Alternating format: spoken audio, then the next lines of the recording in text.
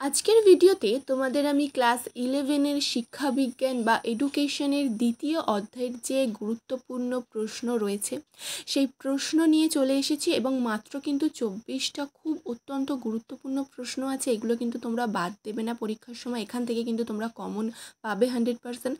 তো তার জন্য তোমাদের পুরো ভিডিওটা স্কিপ না করে পুরোটা দেখতে হবে। চলো দেখে নেওয়া যাক কী সেই 24টা প্রশ্ন। আচ্ছা, প্রথমেই দেখো কি রয়েছে। শিক্ষাকে যুগ্ম তালিকাভুক্ত করা হয় কোন সংবিধান সংশোধনীতে? 42তম। মানুষকে উপার্জনক্ষম করে তোলাই শিক্ষার লক্ষ্য। শিক্ষার এই লক্ষ্যকে বলা হয় বৃত্তিমূলক লক্ষ্য। 3. সামাজিক বিকাশের সহায়তা। শিক্ষার একটি লক্ষ্য হল সদস্যদের মধ্যে সহযোগিতা বোধ সৃষ্টি করা।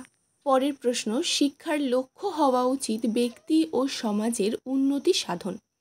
বর্তমান শিক্ষার লক্ষ্য হল শিক্ষার্থীর সার্বিক বিকাশ। পরের প্রশ্ন, আধুনিক শিক্ষার একমাত্র লক্ষ্য হল সমাজতান্ত্রিক লক্ষ্য।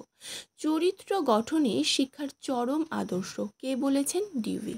নেক্সট, ভারতের সংবিধান অনুযায়ী শিক্ষা হল যুগ্ম তালিকাভুক্ত। 1986 সালের জাতীয় শিক্ষানীতিতে কোন বিষয়ের ওপর সবচেয়ে বেশি গুরুত্ব আরোপ করা হয়? মানব সম্পদের উন্নয়ন। পরের প্রশ্ন, ভারত একটি সার্বভৌম সমাজতান্ত্রিক ধর্মনিরপেক্ষ গণতান্ত্রিক সাধারণতন্ত্র হিসাবে পরিচিত। এখানে পরিচিতর পর একটা হয় হবে, ঠিক আছে? সাধারণতন্ত্র হিসাবে পরিচিত হয় 1976 সালে। পরের প্রশ্ন, ডিউইর মতে শিক্ষার প্রধান উদ্দেশ্য হল সামাজিক বিকাশ।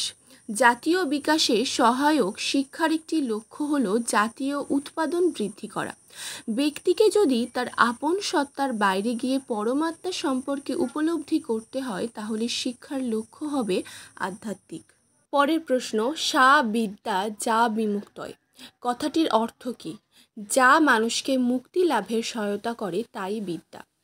পরের প্রশ্নে যাওয়ার আগে আমি তোমাদের বলবো যে যারা এখনও প্রথম অধ্যায়ের প্রশ্নগুলো দেখোনি তারা অবশ্যই দেখে নেবে। ডেসক্রিপশন বক্সে আমি কিন্তু তোমাদের লিঙ্কটা দিয়ে রাখবো। এছাড়াও হিস্ট্রি, পলিটিক্যাল সায়েন্স, পরে ইভিএস বিভিন্ন সাবজেক্টেরই তোমাদের এমসিকিউ দেওয়া হবে। তো তোমরা কিন্তু অবশ্যই সেই সব কিছু পাওয়ার জন্য চ্যানেলটিকে সাবস্ক্রাইব করে রাখো। আচ্ছা, এবার ফিরে আসা যাক পরের প্রশ্নে। ভারতীয় সংবিধানের কত নম্বর ধারায় ধর্মনিরপেক্ষতা বিষয়ে উল্লেখ করা আছে? 25 নম্বর ধারায়। সমাজ ব্যতীত ব্যক্তির অস্তিত্ব কল্পনা করা যায় না কে বলেছেন? Raymond.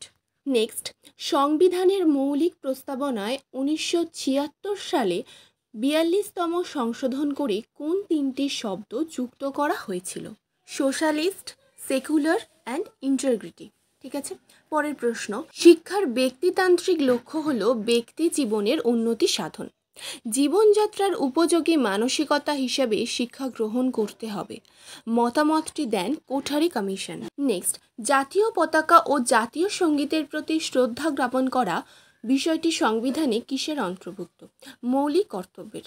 For the people, of the people, by the people এই নীতিটি কোন শব্দের সঙ্গে যুক্ত? গণতন্ত্র। সামাজিক চুক্তিনীতির প্রবক্তা হলেন হেগেল। পরের প্রশ্ন, মধ্যযুগে ভারতের শিক্ষার একটি জাতীয় লক্ষ্য হল নৈতিক মান ও চরিত্র গঠনে গুরুত্ব দেওয়া। একদম শেষ প্রশ্ন তোমাদের সেকেন্ড চ্যাপ্টারে, শিক্ষার আধ্যাত্মিক লক্ষ্য হলো মোক্ষ লাভ করা। ঠিক আছে। তো এই 24টা ছিল তোমাদের অতি গুরুত্বপূর্ণ প্রশ্ন, যেটা পরীক্ষায় বারবার আসে, প্রিভিয়াস ইয়ারে এসছে, এবছরেও আসবে। এরকম আরও প্রত্যেকটা চ্যাপ্টারের পাওয়ার জন্য অবশ্যই কিন্তু চ্যানেলটিকে সাবস্ক্রাইব করে রাখো। আর এই ভিডিওটি যদি ভালো লেগে থাকে তাহলে অবশ্যই ভিডিওটি লাইক করো, কমেন্ট করো, শেয়ার করো।